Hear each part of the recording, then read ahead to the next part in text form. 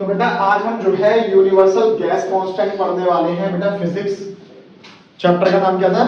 Kinetic theory, है ना। तो इसमें यूनिवर्सल गैस कांस्टेंट जो कि डिनोट किया जाता है बेटा कैपिटल आर से, ठीक है। और as we know that ideal equation क्या होती थी हमारी? पीवी इक्वल्स टू में एन आर टी। तो यहां से हम आर की वैल्यू निकाल सकते हैं, क्या हो जाएगी? पीवी अपॉन में एन टी। ये वाली बात क्लियर हो गई। तो आर बराबर में क्या हो सकता है? पीवी की जगह आप वर्क डन लिख सकते हो। कैसे? इसके पीछे रीजन क्या होगा? पीवी इक्वल्स टू में पी की जगह आप क्या लिख सकते हो बेटा? फोर्स अपॉन में एरिया, और जो वॉल्यूम है वॉल्यूम की जगह आप क्या लिख सकते हो? एरिया मल्टीप्लाई में एस। बोलो तो डिस्टेंस। यस और नो? ए से ए कट गया तो एफ मल्टीप्लाई में एस क्या आ जाएगा हमारे पास? वर्क डन आ जाएगा। इस वजह से पीवी की जगह मैंने वर्क डन लिखा हुआ है। क्लियर हो गई ये बात? नाउ अपॉन में नीचे क्या है बेटा? नंबर ऑफ मोल्स मल्टीप्लाई में क्या है? टेंपरेचर। क्लियर हो गई ये वाली बात? अब ये क्या कह रहा है ध्यान पूर्वक देखिएगा कि clearly the universal gas constant represent the work done by OR और ऑन। मतलब कहने का मतलब ये जो वर्क डन जो है वो गैस के द्वारा किया जा रहा है या गैस पर किया जा रहा है। अब गैस पर मोल पर केल्विन, तो हमारे पास जो ऐसा यूनिट हो जाएगी बेटा इसकी यूनिवर्सल गैस कांस्टेंट की, वो हो जाएगी क्या? जूल। क्योंकि वर्क डन की ऐसी यूनिट क्या हो जाएगी? जूल पर। और नंबर ऑफ मोल्स क्या आती है बेटा? मोल इनवर्स ऊपर आ जाएगा और के क्या हो जाएगा? के इनवर्स हो जाएगा। अगर बात हम करें सीजीएस यूनिट की तो ये क्या हो जाएगा? जूल की क्या हो जाती है बेटा? कैलोरी। और मोल की मोल ही रहेगी और केल्विन की डिग्री सेल्सियस हो जाती है, इनवर्स में आ जाएगा। तो ये था बेसिक यूनिवर्सल गैस कांस्टेंट, आगे काम आएगा, ठीक है।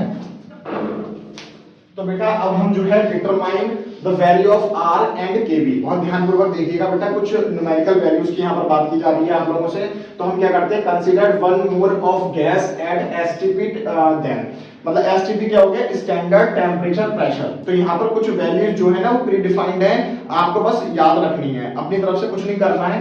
तो अभी हमने क्या किया बेटा? पिछली वीडियो में हमने यूनिवर्सल गैस कांस्टेंट का फॉर्मूला निकाला था। क्या था? पीवी अपॉन में टी था, ठीक है ना। तो अब क्या कर रहे हैं हम लोग कि 1 मोल के लिए निकाल रहे हैं, वो भी एसटीपी के लिए। तो हम क्या कर देंगे बेटा? P not V not upon में टी नॉट। अब ये पी नॉट वी नॉट और टी नॉट की वैल्यू चाहिए और सारी वैल्यूज इसी में पुट कर देंगे, हमें आर की वैल्यू मिल जानी है। क्लियर है? तो स्टैंडर्ड अगर मैं प्रेशर की बात करूं that will be denoted by P not. Clear हो गई? तो वो होगा हमारे पास 0.76 मीटर ऑफ एचजी कॉलम। जब हम इसको बेटा न्यूटन पर मीटर स्क्वायर में कन्वर्ट करेंगे तो आपको याद करना पड़ेगा बेटा, आपको इतनी वैल्यू से क्या करनी पड़ेगी बेटा? मल्टीप्लाई करनी पड़ेगी। और ये क्या है? जी की वैल्यू है, ठीक है। क्योंकि एज वी नो दैट कि जो फोर्स का फॉर्मूला होता है इन टर्म ऑफ मास और एक्सीलरेशन ड्यू टू ग्रेविटी, वो कितना होता है? F इक्वल्स टू में mg। क्लियर हो गई यानी बात?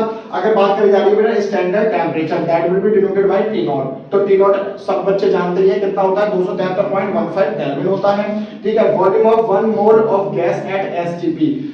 ये बात रख लो बेटा, न्यूमेरिकल में आपको ये वैल्यूज कभी भी गिवन नहीं दे रखी होगी।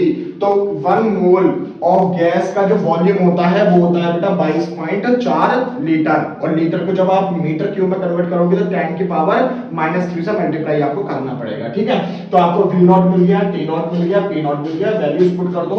वैल्यूज जब आप पुट कर दोगे तो बेटा आपके पास जो R की मतलब यूनिवर्सल गैस कांस्टेंट की जो वैल्यू आएगी वो आएगी बेटा 8.31 जूल मोल इनवर्स और के इनवर्स। क्लियर हो गई? अगर इन केस ऑफ हम सीजीएस सिस्टम की बात कर रहे हैं तो क्या हो जाएगा बेटा?